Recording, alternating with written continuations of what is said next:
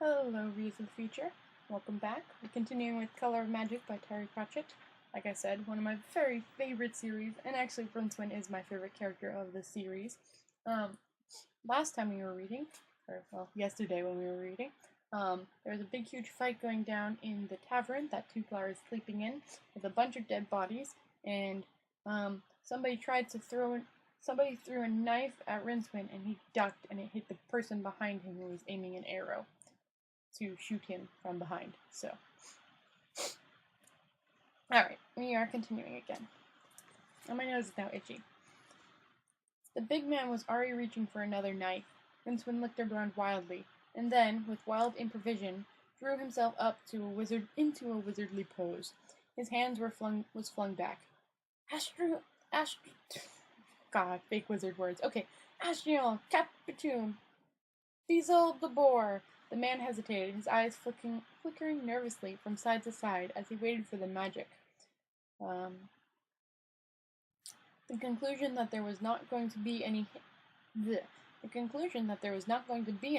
hit him at the same time as Rincewind, whirling wildly down the passage, kicking straight in the groin.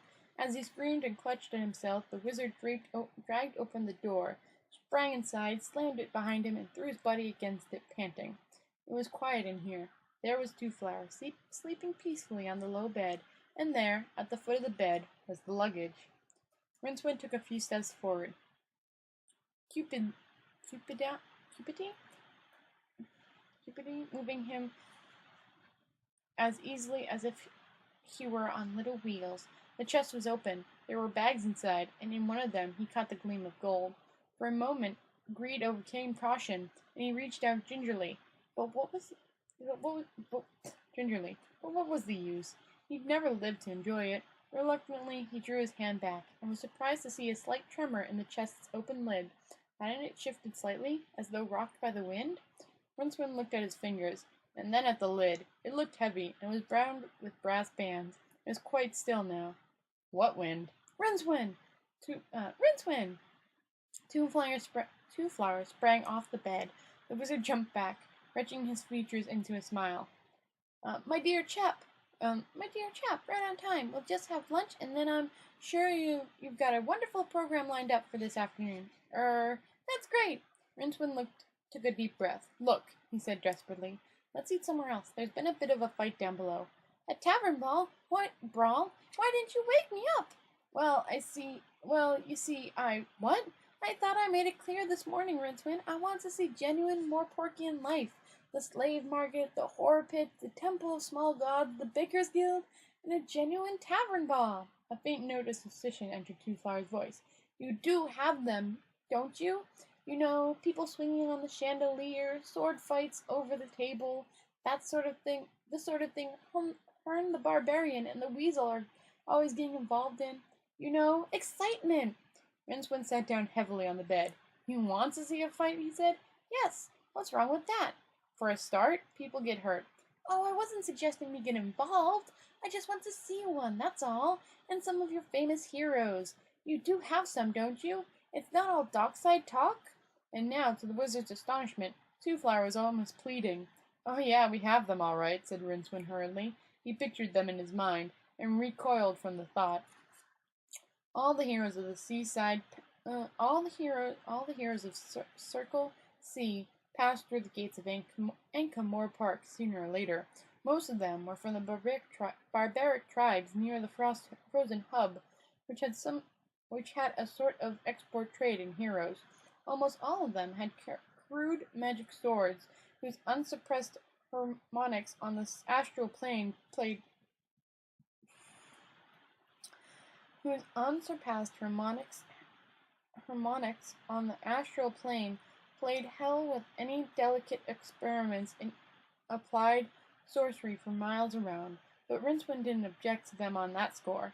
He knew himself to be a magical dropout, so it didn't bother him that the mere appearance of a hero at the city's gates was enough to cause retorts to explode and demons to materialize all through the magical quarters. No, what he didn't like about heroes was that they were usually suicidally gloomy when sober and homicidally insane when drunk. There were too many of them, too. Some of the most notable questing grounds near the cities were a veritable hubbub in the seasons. There was talk of organizing a rota. He rubbed his nose. The only heroes he had much time for were Brave and the Weasel, who were out of town at the moment, and Hearn the Barbarian, who was practically an academic by Hub standards, in that he could think without moving his lips. Hearn was said to be revolving somewhere turnwise. "Look," he said at last, "have you ever met a barbarian?" Twoflower shook his head. "I was afraid of that," said Rincewind. "Well, there's a clatter of running feet in the street outside, and a fresh uproar from downstairs. It was followed by a commotion on the stairs. The door was flung open before Rincewind could collect himself sufficiently to make a dash for the window. But instead of the greed-crazed madman he expected, he found himself looking into the round red face of Sergeant of the Watch. Okay, sorry. He breathed again. Of course, the Watch was always careful not to intervene too soon in any brawl where the odds were not heavily stacked in their favor. The job carried a pension and attracted a cautious, thoughtful kind of man. The sergeant glowered at Rincewind, and then peered at Twoflower with interest. "Everything all right here, then?" he said. "Oh, fine," said Rincewind. "Got holed up, did you?" The sergeant ignored him. "This the foreigner, then?" he inquired. "We were just leaving," said Rincewind quickly, and switched to Traub. "Twoflower, I think we ought to get lunch somewhere else. I know some places." He marched out into the corridor with as much aplomb as he could muster. Twoflower followed, and, a few seconds later, there was a strange, startling sound from the sergeant as the luggage closed its lid with a snap, stood up, stretched, and marched after them. Watchmen were dragging bodies out of the room downstairs. There were no survivors. The watch had ensured this by giving them ample time to escape via the back door, a neat compromise between caution and justice that benefited all parties. "Who are all these men?" said Twoflower. "Oh, just men," said Rincewind, and before he could stop himself, some part of his brain that had nothing to do took control of his mouth and added, "Heroes, in fact." "Really?" "When one foot is stuck in the grey mycen of hurtle, it is much easier to step right in and sink rather than prolong the struggle." Rincewind let himself go. "Yes, this one over there is Eric Strong in the arm, and over there is Black Zane. Is Hun the Barbarian here?" said Twoflower, looking around eagerly. Rincewind took a deep breath. "That's him behind us," he said. The enormity of this lie, enormity of the lie was so great that its ripple did in fact spread out one of the lowest. The enormity of this lie was so great that its ripple did in fact spread out one of the lower astral planes as far as the magical quarters across the river, where it picked up tremendous velocity from the huge standing waves of power that always hover there and bound wildly across the circle sea. A harmonic got as far as Herm himself, currently fighting a couple of gnolls on a crumbling ledge high in the Cadric Mountains, and caused him a momentary unexpected discomfort. Twoflower, meanwhile, had thrown back the lid of the luggage and was hurriedly pulling out a heavy black cube. "This is fantastic," he said. They're never going to believe this at home." "What's he going on about?" said the sergeant doubtfully. "He's pleased you rescued us," said Rincewind. He looked sidelong at the black box, half expecting it to explode or emit strange musical tones. "Ah," said the sergeant. He was staring at the box, too. Twoflower smiled brightly at them. "I'd like a record of this event," he said. "Do you think you could ask them all to stand over by the window, please? This won't take a moment. And, Rincewind?" "Yes?" Twoflower stood on tiptoes to whisper. "I expect you know what this is, don't you?" Rincewind stared down at the box. It had a round glass eye protruding from the center of one face and a lever at the back. "Not wholly," he said. "It's a device for making pictures quickly," said Rincewind. "Quite a new invention. I'm rather proud of it, but, look, I don't think these gentlemen would. I mean, they might be sort of apprehensive. Could you explain it to them? I'll reimburse them for their time, of course." Rincewind talking normal now. He's got a box with a demon in it that draws pictures, said Rincewind shortly. Do what the madman says, and he will give you gold. The watch smiled nervously. I'd like you in the picture too, Rincewind. That's fine. Twoflower took out the golden disc that Rincewind had noticed before. Squinted had unseen. Twoflower took out the golden disc that Rincewind had noticed before. Squinting at its unseen face for a moment, uttered, 30 seconds should do it, and said brightly, Smile, please! Smile, rasped Rincewind. There was a whirl from the box. Right! High above the disc, the second albatross soared. So high, in fact, that its tiny mad orange eyes could see the whole of the world and the great glittering, girdling circle sea. There was a yellow message crucial strapped to one leg. Far below it, unseen in the clouds, the bird that had brought the earlier message to the partisan of Anklemore Pork flapped gently back to its home. Oh, I guess there's two messages going on, is what it's saying. Alright. Twoflower looked at the tiny square of glass in astonishment. There he was, all right, a tiny figure in perfect color, standing in front of a group of watchmen whose faces were each frozen in a terrified rictus.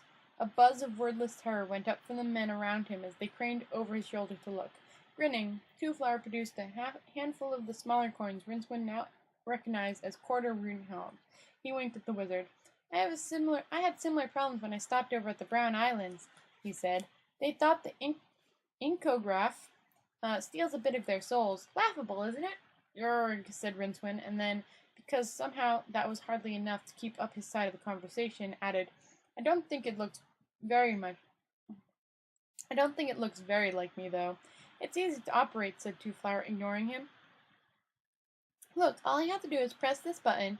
The incograph does the rest. Now, I'll just stand over here next to Hearn. You can take that picture. And you can take the picture. The coin quieted the men's aggregation in the way that gold can, and Rincewind was amazed to find, half a minute later, that he was holding a little glass portrait of Twoflower, wielding a huge notched sword, and smiling as though all his dreams had come true. Aw, it stinks that he was lied to. They lunched at a small eating house near the Brass Bridge, with the luggage nestled under the table. The food and wine, both far superior to Rincewind's normal fare, did much to relax him. Things weren't going to be too bad, he decided. A bit of investigation and some quiet, a bit of invention and some quick thinking, and that was all. Oh, invention and some quick thinking, and that was all that was needed. Twoflower seemed to be thinking too. Looking reflectively into his wine cup, he said, Tavern fights are pretty common around here, I expect. Oh, fairly. No doubt fixtures and fittings get damaged. Oh, I see. You mean the benches and whatnot? Yeah, I suppose so. This must be upsetting for the innkeeper. I've never really thought about it. I suppose it must be one of the risks of the job. Twoflower regarded him thoughtfully. I might be able to help there, he said. Risks are my business. I say, this food is a bit greasy, isn't it? You did say you wanted to try some typical Morporkian food, said Rincewind. What was that about risks? Oh, I know all about risks. They're my business. I thought that's what you said. I didn't believe it the first time either. Oh, I don't take risks. About the most exciting thing that happened to me was knocking some ink over. I assess risks. Day after day. Do you know what the odds are against a house catching fire in the Red Triangle district of Plargic? 538 to 1. I calculated that, he added with a trace of pride. What? Rincewind said to suppress a burp. What for? Excuse me. He helped himself to some more wine. For... Twoflower paused. I can't say it in Traub, he said. I don't think that betrothed has a word for it. In my language we call it, he said, a collection of outlandish syllables. Insurance? Repeated Rincewind. That's a funny word. What's it mean? Well, suppose you have a ship loaded with, say, gold bars. It might run into a storm or be taken by pirates. You don't want that to happen, so you take out an insurance sewer ants policy. So I'm gonna show you this because it's great. There's the wording. Like, it's like all like italic and stuff too, and then it's literally just in sewer ants policy. Like, okay, I have to cough. My thing behind me. All right. So yeah, that's the thing.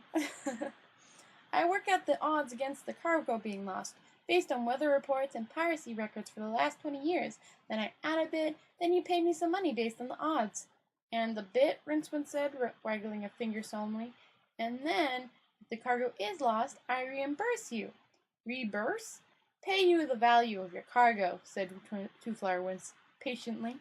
I get it. It's like a bet, right? A wager? In a way, I suppose.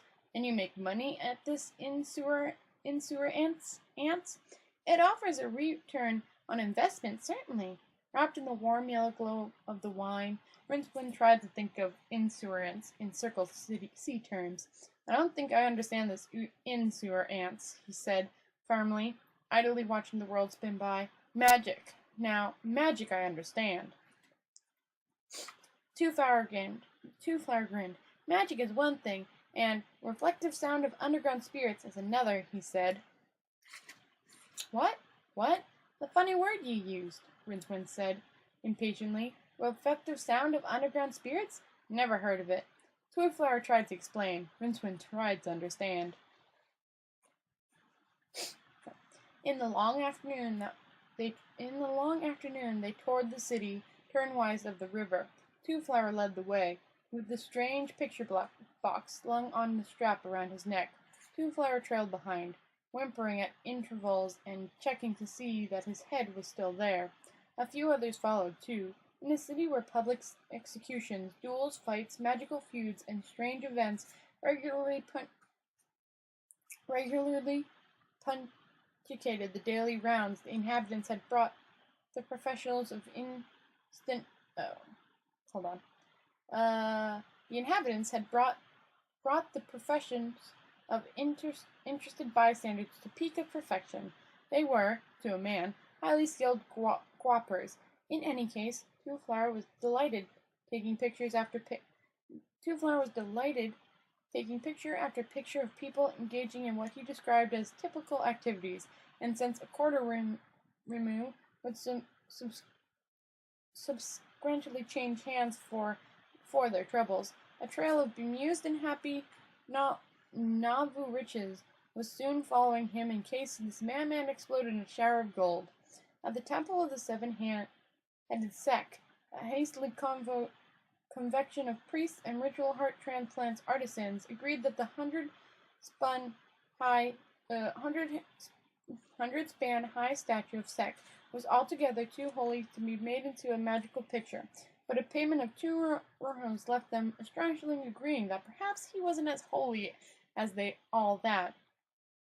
A prolonged section at the horrors pits produced a number of colorful and instructive pictures, a number of which Rincewind concealed about his person for detailed persuasion in private. As the fumes cleared from his brain, he began to speculate seriously as to how the Endragh worked. Even a failed wizard knew that some substances were sensitive to light. Perhaps the glass plates were treated by some arcane process that froze the light that passed through them? Something like that. Anyways, Rincewind often suspected that there was something, somewhere, that was better than magic. He was usually disappointed. However, he soon took every opportunity to operate the box. Twoflower was only too pleased to allow this, since that enabled the little man to appear in his own pictures. It was at one point that Rincewind noticed something strange. Possession of the box conferred a kind of power on the wielder, which was that anyone confronted with the hypnotic glass eye would submissively obey the most preemptive orders about stance and expression. It was while he was thus engaged in the Plaza of Broken Moons that disaster struck.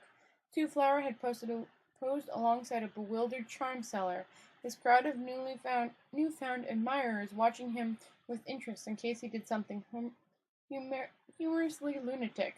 Rincewind got down on one knee, the better to arrange the picture, and pressed the enchanted lever. The box said, "It's no good. I've run out of pink." A hitherto unnoticed door opened in front of his eyes. A small, green, and hideously warty humanoid figure leaned out, pointed at the color-encrusted palette in one clawed hand, and screamed at him. "No pink! See?" screeched the homunculus. No good you going on pressing the lever when there's no pink, is there? If you wanted pink, you shouldn't... Finish the sentence and move on. If you wanted pink, you shouldn't have took all of those pictures of young ladies, should you? It's monochrome from now on, friend, all right? All right, yeah, sure, said Rincewind. In one dim corner of the little box, he thought he could see an easel with a tiny unmade bed. He hoped he couldn't. Whew. My nose is now getting itchy because it's a jerk. So now we're actually traveling around Ankh-Morpork Park with Twoflower Rincewind, enjoying the sights and the craziness that Twoflower causes, and actually finding out how the camera works. With a little demon inside that paints the pictures. It's great. I like how Terry Pratchett mixes real world things with magical and makes them, it's not through technology that these things are created. It's through magic or other such entities, the fantasy-based reasons. And I really, really do like that a lot. I think it's really cool that he came up with interesting ways to make things that are in our everyday lives seem really cool. I don't have anything else to say. Alright, so that was this episode. I hope it brought a smile to your face. I hope you have a good night's sleep, or sweet dreams, or whatever. And I'll see you tomorrow. Bye, guys. Night-night.